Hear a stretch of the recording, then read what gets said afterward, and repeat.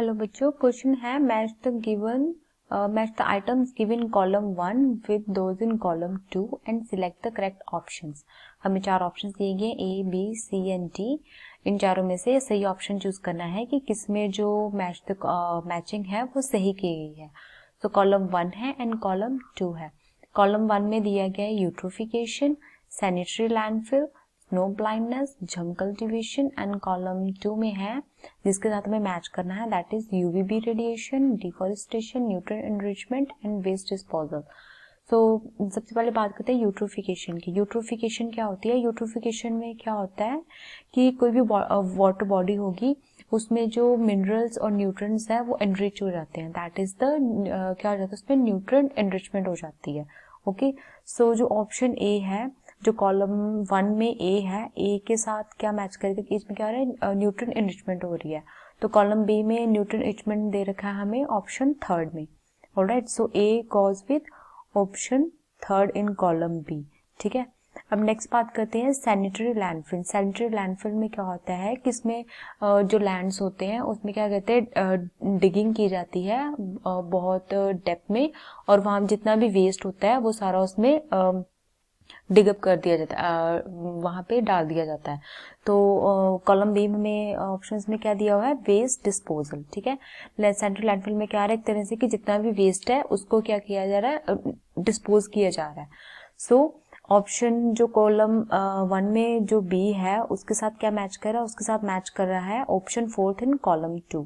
ठीक है, उसके साथ ये वाला ऑप्शन मैच कर रहा है। अब नेक्स्ट बात करते हैं सी की। Snow blindness.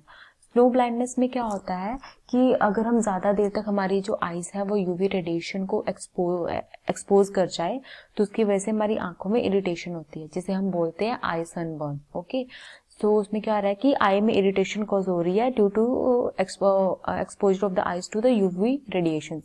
सो हमें कॉलम 2 में सबसे पहला ऑप्शन दे रखा है UVB radiation. So the snow blindness will go with UVB radiation.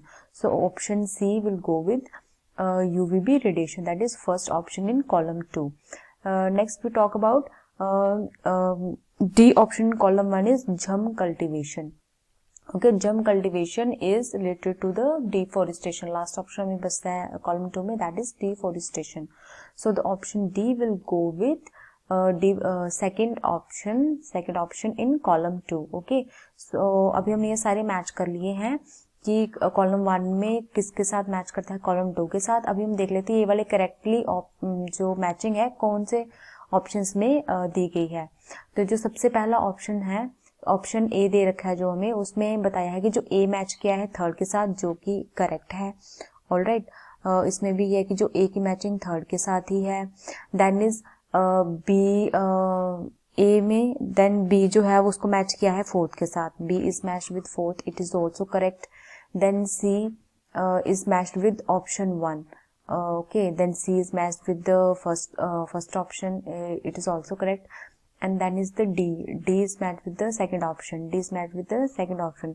So ये जो हमें options दिए गए हैं इन चारों में से जो सही option जाएगा that is option A, कि इसमें जो matching का pair है वो correct show किया हुआ है।